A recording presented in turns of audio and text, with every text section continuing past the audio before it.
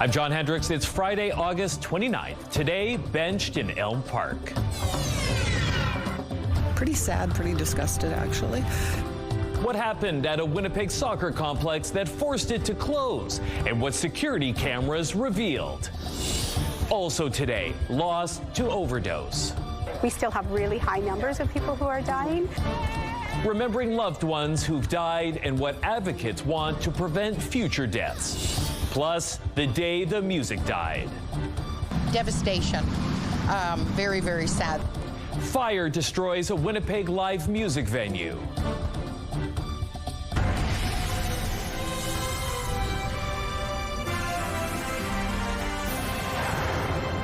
Good afternoon. Thanks for joining us. I'm John Hendricks. Mary Lee is away. Fire has closed a Winnipeg soccer complex, a fire that Winnipeg police are calling an arson. CTV's Danton Unger joins us now live. So Danton, do we know what happened? Well, John, parents and soccer officials in Elm Park were shocked when they arrived at their local soccer field yesterday. This is what they found at the Bonnie Vital Soccer Club on Sunset Boulevard. Early yesterday morning, someone set fire to a covered bench, reducing it to blackened ruins. A club spokesperson tells CTV News the bench costs about $25,000, purchased with the help of a provincial grant. The club will now have to replace it somehow. Brenda Igmanson, whose grandson uses the club, says she was disgusted when she saw this vandalism and says the field is a safe place for local kids to learn important life skills. It's team, it's learning how to cooperate, it's playing with others, it's such a growth experience for any child. So when you come and you see this, it's just so disappointing that kids have to get to this, or vandals or whoever had to do this to make a statement of something. Security camera video posted on the club's Facebook page appears to show a group of individuals on the scene setting fire to a structure on the field, and a camera in the parking lot captured images of several people leaving the scene. Winnipeg police confirmed with CTV News today that they're investigating the fire as an arson. Police say they've made no arrests. CTV's Jeff Keel was at the Bonnie Vital Soccer Complex today. You can watch his full story later on CTV News at 6. Thanks, Danton. Meantime, another early morning arson gutted a live music venue in the Exchange District early this morning. The city says crews were sent to the Exchange Event Center around 5 o'clock this morning. Crews got the fire under control in about 90 minutes, but not before the fire did some serious damage. The interior appears to be completely charred, and sunlight could be seen coming in through the ceiling. The center is also known as the Old Sanford Building and Ma's Garage, and is a recognized historical building. It was built in 1890. Devastation. Very, very sad that this can happen again so soon after something so heartbreaking with Johnny G's. But on its own, it was still very disheartening to hear that this again is happening early in the morning, where really no one is out to see anything of what's happening. A developer currently has plans to add a 9-story addition with 114 housing units on top of the building. No injuries were reported in the blaze. The Major Crimes Unit is investigating. RCMP are asking for help finding a man they say was behind the vehicle, wheel of a vehicle involved in a fatal crash last fall. The collision on Highway 16, some 25 kilometers northwest of Portage-la Prairie last November, claimed the life of a 50-year-old Winnipeg woman. Mounties say her vehicle was struck head-on by an SUV that had crossed over the center line. The person in the other vehicle was treated at hospital and released.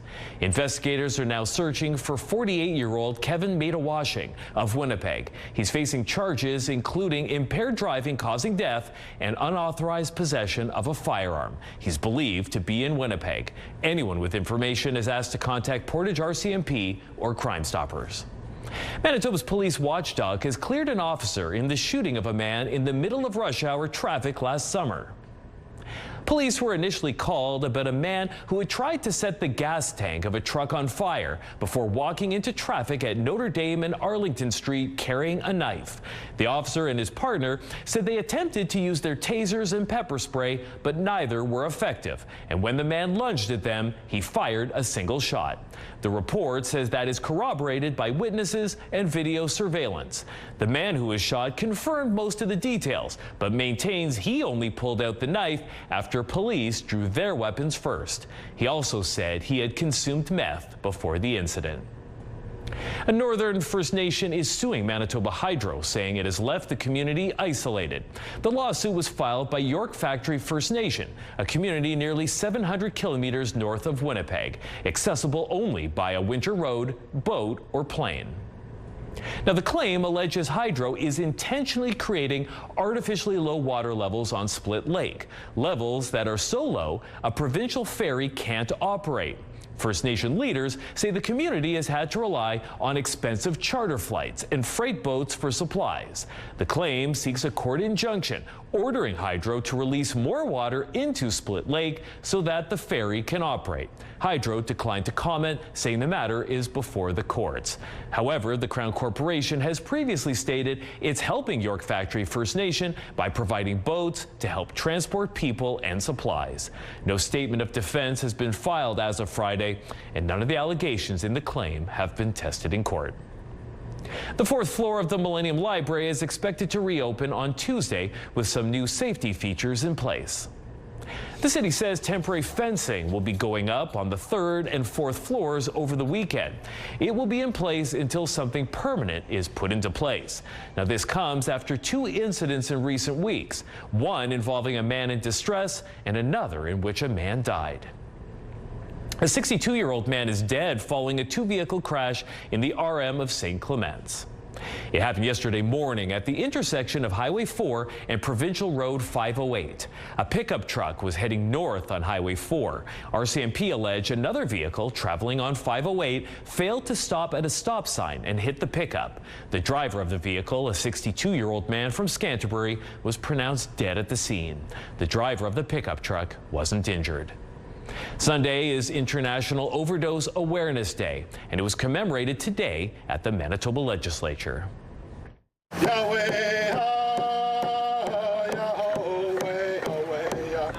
Advocacy groups today unveiled a memorial stone to honor the lives lost to drug overdose.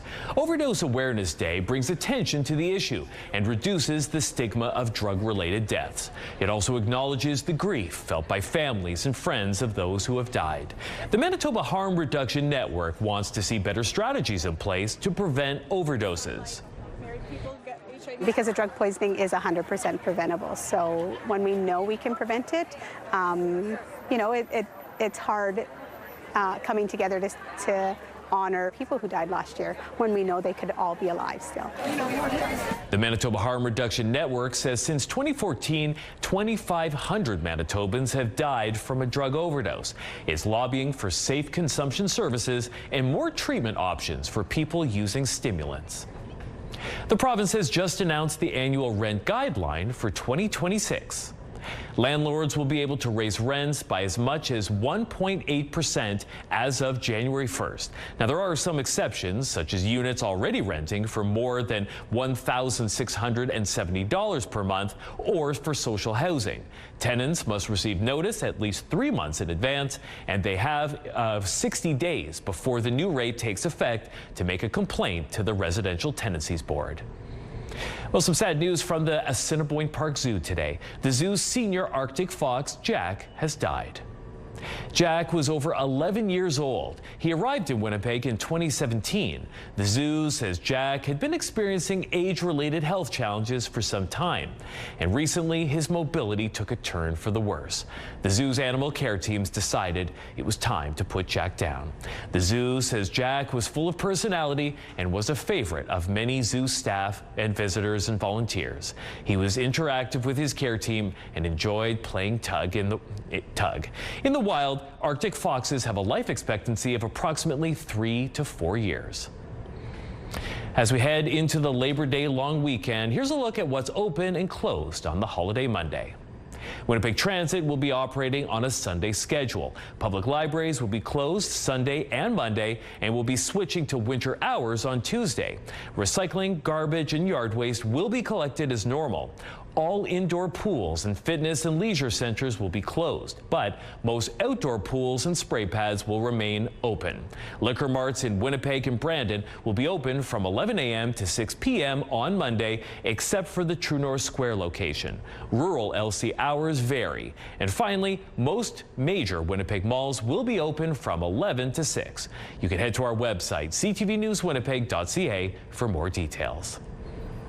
CTV weather specialist Colleen Brady joins us now with your first look at your Skywatch evening forecast. And boy, it was a hot one today. Yes, and that is not going to change throughout this long weekend. And not just here in the south, northern Manitoba, very warm as well. So much so that Environment and Climate Change Canada has now issued a heat warning for much of central and northern parts of the province, bringing us into line with what we've already been seeing happening over the last couple of days with heat warnings to the west of Manitoba. They've now spilled over into our neck of the woods. I'll show you how hot it's been today, how hot it's going to get this long weekend, and then a look even further into next week when it will feel a little bit differently here in the Winnipeg area. Let's take a look right now through the Bathfitter Live Eye. Bathfitter, your bath and shower experts for more than 40 years. It feels pretty hot right now, 29 degrees. It feels like 33 with the Humidex. Light winds out of the north, the pressure's dropping, and the humidity is 43%. Out in traffic on this Friday afternoon, heading into the Labor Day long weekend. A live look at Portage Avenue in front of Polo Park. Traffic moving well. The Manitoba government will soon be getting millions from a settlement with big tobacco companies. How one group says that money should be spent. Have a news tip? When you see news happening, let CTV News Winnipeg know. Text your tips, pictures, and videos to 10400. That's 10400. Message and data rates may apply.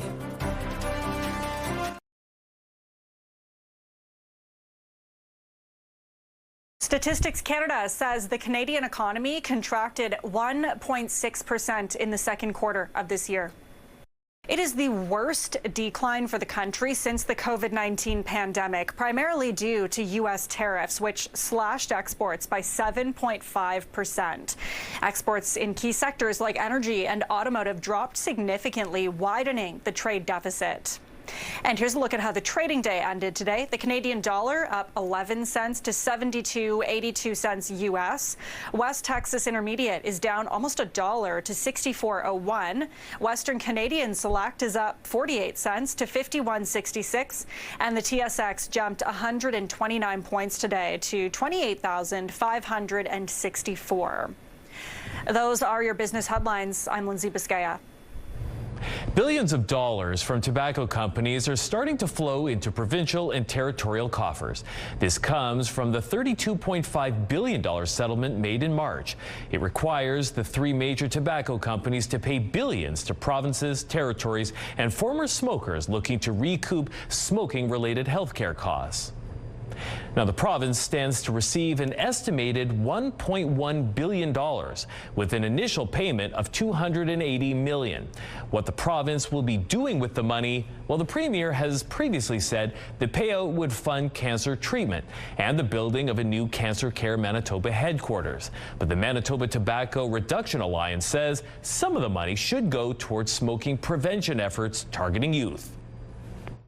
We would like to see that here in Manitoba and work in an innovative and strategic manner because we know that early intervention saves lives and that treatment later is not the answer, but certainly we need to continue to invest and spend on treating people that have been already harmed by these products. We reached out to the province to find out exactly how much money Manitoba is set to receive. We were told that number is still being finalized and will be reported to the public next month. The city of Thompson is honoring missing and murdered Indigenous women, girls, and Two-Spirit people.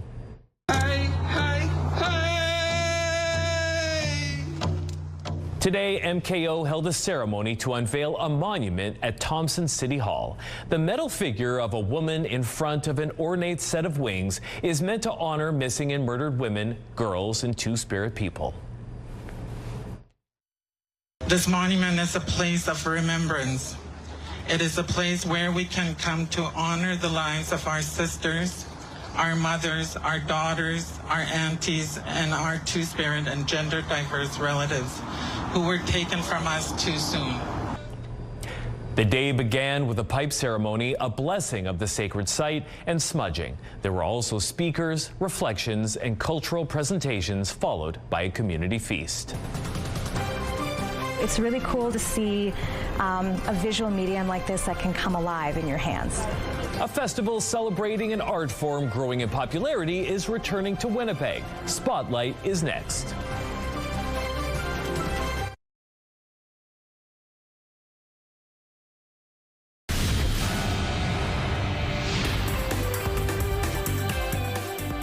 Spotlight, sponsored by the Casinos of Winnipeg, presenting Tom Papa.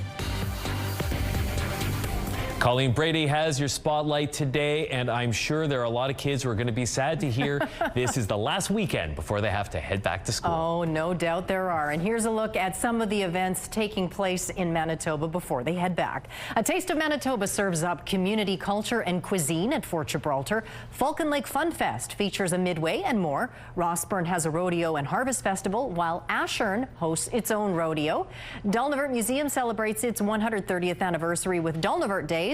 Enjoy fall on the farm at the Mennonite Heritage Village. Seven Oaks House Museum hosts a concert on the veranda featuring the Manitoba Chamber Orchestra. Assiniboine Park wraps up its summer concert series with Attica Riots and the Haleys. And tonight, a downtown family movie night in Bonnycastle Park includes the 2024 film The Wild Robot. The movie starts at 8:30. You know, this should probably go without saying, but comic books aren't just for kids. No, but we'll say it again. Not all graphic at all, really, they're for everyone. Graphic novels, for example, are becoming more and more popular with adults, and a festival coming up is celebrating the art form. Now, John, it's called the Prairie Comics Festival. Creators, artists, and lovers of graphic novels will be gathering for the two-day event. There'll be 90 exhibitors, making it the largest festival yet. Half are from Manitoba. The festival's artistic director says the local graphic novel community is growing every year. We have a really big flourishing community here in Winnipeg and in the province as well. It just keeps getting bigger and bigger every year, which is why our festival keeps getting bigger every year. And it's just so cool to see all of the different stories coming out. The Prairie Comics Festival runs next weekend, September 6th and 7th at the Manitoba Museum. Admission is free. Looks cool. It does, and free.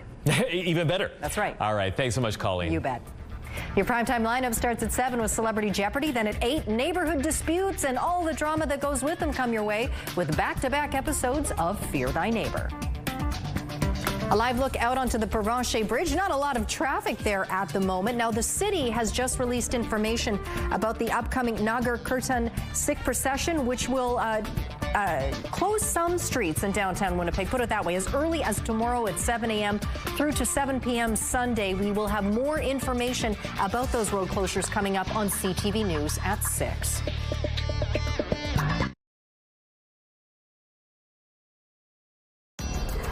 Women's clothing provided by RW & Company. Salon services provided by S&Teak Spa Salon.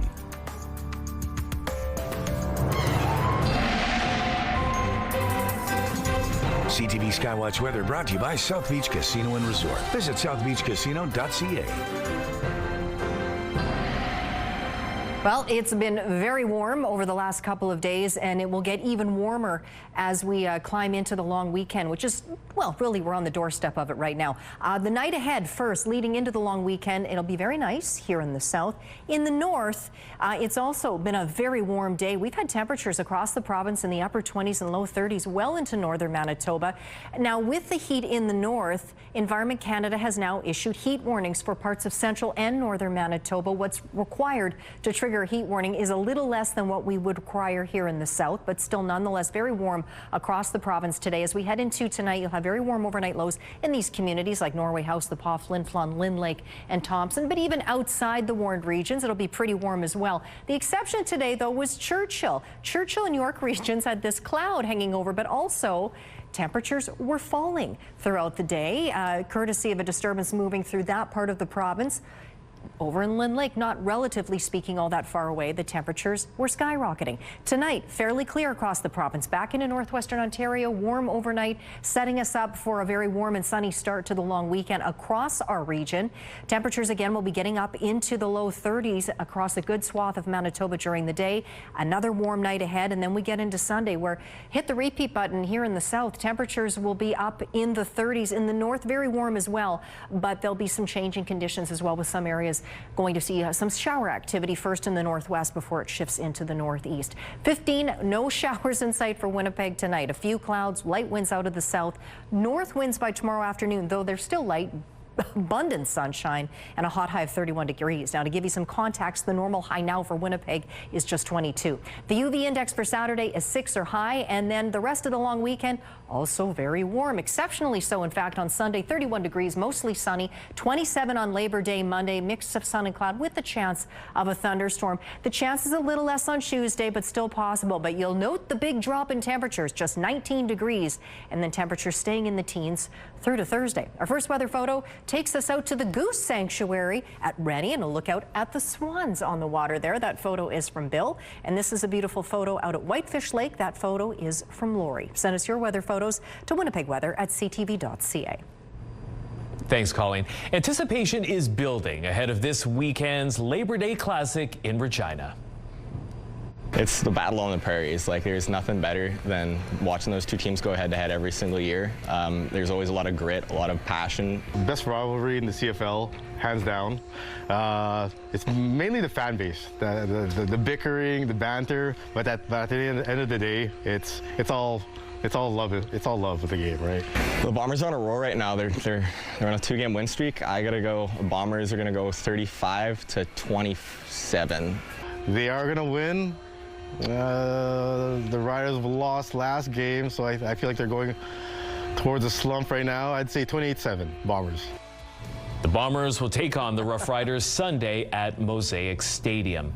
Do you have any predictions for the game? Well, Winnipeg all the way, of course. Of course. That goes without saying. And you? It's the same. Hot seat for you? I'm going to say they are easily going to win. It's going to be a blowout for the Bombers. We'll find out. We sure will. And we'll see you at 6 o'clock. Go Bombers, go.